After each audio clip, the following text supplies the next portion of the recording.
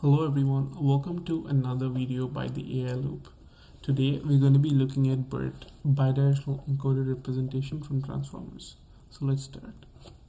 So before starting the explanation of BERT, for anyone beginning with large language models or generative AI, I just want to say that when we think about transformers, we usually imagine an encoder and a decoder, right? So this is where we get the input and this is where we get the output. But in the case of BERT, when we're talking about BERT is an encoder only model. That means there is no decoder, and it's usually used to output a very good representations of the input sentences that you give. So this is the intuition I wanted to give for anyone beginning with LLMs. So let's start. So usually now let's like have a BERT block here. So the main purpose of BERT is to give a good representation. So let's say I give like two vectors in here as an input. BERT outputs two vectors.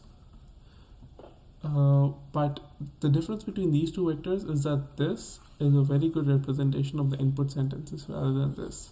And that comes from the pre-training phase of the BERT and also the attention layers and the pointwise feed-forward neural network inside the BERT. Now let's talk more about that. So I'm going to split the video into three parts. The first part I'll be explaining about the input and output representations of how we pass in the final input representation and what is the output that we get. For the second part, I'm going to talk about the pre-training. I'm sorry for the handwriting again. And for the third part, I'm going to be talking about fine-tuning. So basically the idea is that anything we want, we have like an input representation for it, and then we pre-train the BERT, and then we pre-train the BERT on a huge corpus of something that's related to the task, and then we fine-tune the BERT for the particular task that we wanted to perform well on. So this is the idea. So let me start off.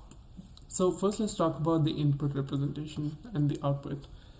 So let's say I give you the sentence, "This is good,"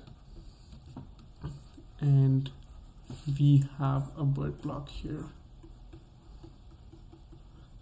So the idea is to pass in this sentence in here in the form of vectors and then get an output here, that too in the form of vectors. So what really happens in the initial stage, in the input representation stage, is that for BERT, ideally to a transformer, that we have like a CLS token here.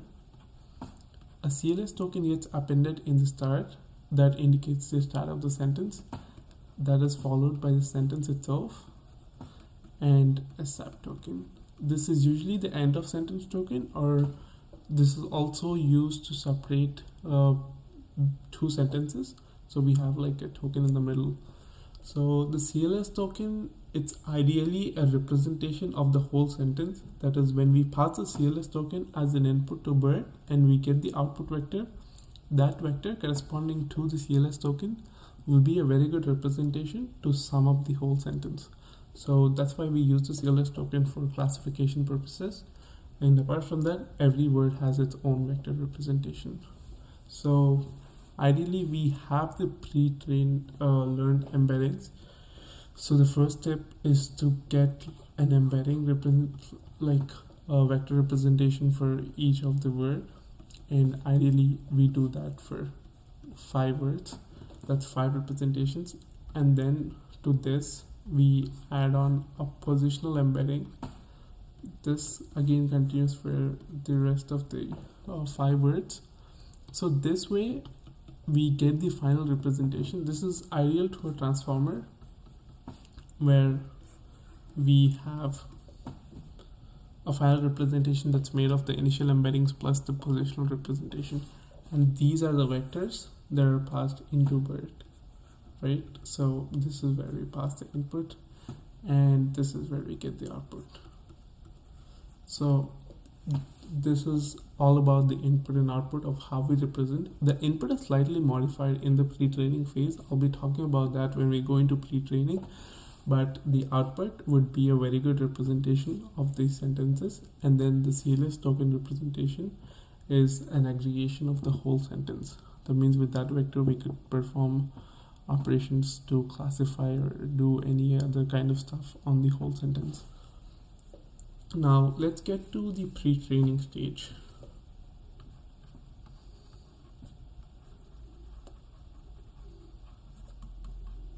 So basically BERT has been pre-trained on two tasks. It's the first one is mask language modeling, so, and the second one is next sentence prediction. I'll be talking about that. So for anyone who do not know what a pre-training task is, it's basically we take a transformer and we have different weight initialization techniques, or we randomly initialize the weights of the transformer. So the transformer is not aware of anything right now when we initialize the weights. And basically what you do is, this is the case with most of the LLMs, is you pre-train it on a certain corpus. So you have huge data. In this case we have like huge data, like large database of English sentences, and we just pre-train it on different type of tasks so that our model is aware of the context, is aware of the English language. So that's what pre-training does to the model. It gives it a domain knowledge. So in the case of BERT, it has been pre-trained on two tasks. The first one is the mask language modeling. So basically what the mask language modeling deals with is that when I give it a sentence, let's say this is a good day, what I usually, like what the authors have done is that they take a sentence and they mask a particular word. So basically, like I hide this word from the transformer, hide this word as in given the words this is A, and given the words they, the transformer is asked to predict this particular word over here. So we give the contextual information to the transformer and we ask it to predict this particular word. And after the prediction, like if it predicts wrong, the back propagation happens and it learns over time.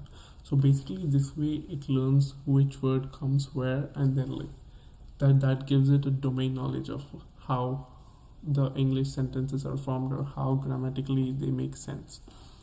And the second pre-training task is next sentence prediction. I'll just write it as NSP.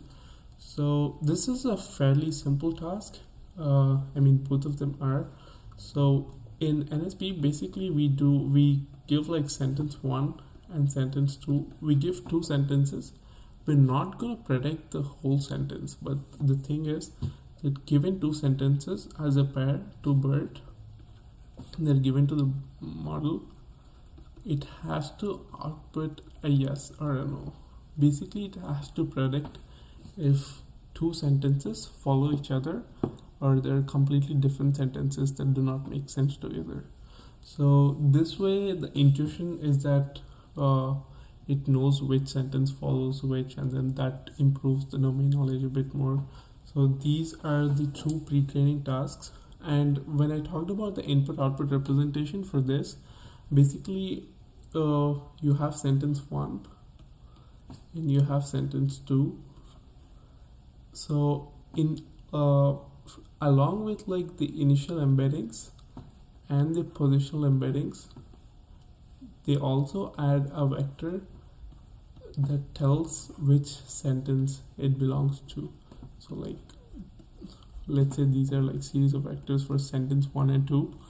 The final representation comes from adding the initial learned embeddings along with the positional embeddings and a vectors, or sorry, and a group of like a bunch of vectors representing the sentence it belongs to. So all the words in the first sentence, they get added with this particular vector that depicts that it belongs to sentence 1, and the other ones with sentence 2.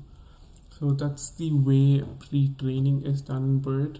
So now let's just look at fine-tuning. I mean, fine-tuning is not a big thing. It's fairly straightforward. So when we talk about fine-tuning, basically the idea is that the pre-trained model is available to everyone, and then you just fine-tune it. So the authors have fine-tuned it on various tasks, but I'll convey the idea behind it.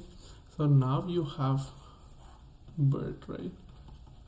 But instead of like weights that are randomly initialized, you have weights that are good. Like the BERT is now equipped with the domain knowledge, as you have already pre-trained it with 2 different tasks.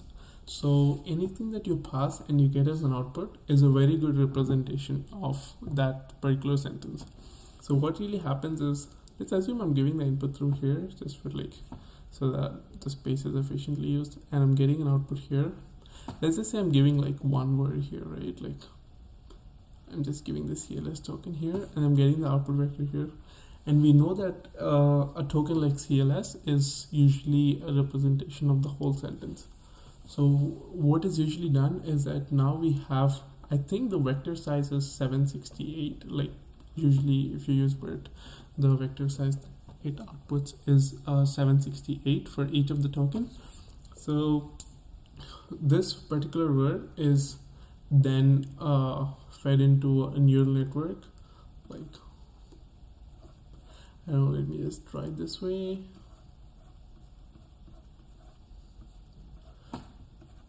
And then we get the output, right? So basically what we do is, since we've got the output of a particular token, and we know that this representation, like this vector, is a very good representation of this token, so we have 768 features that correspond to that particular token, and then we just like train a neural network to predict whatever we want on it.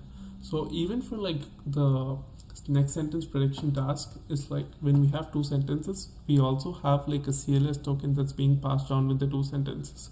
So now when I have a CLS token in that case, now this CLS token is a very good representation of both the sentences combined, and we can train the neural network to predict if both the sentences are like make sense together or no. Like it returns a 1 if they do and a 0 if they don't. So that is the intuition behind fine-tuning. It's basically I mean, it most probably will be a supervised fine-tuning class, like a supervised task where you have like output labels and you give the input and make the model learn. But this is the video regarding BERT. Thank you. Please subscribe to the AI Loop, and I'll see you in the next video.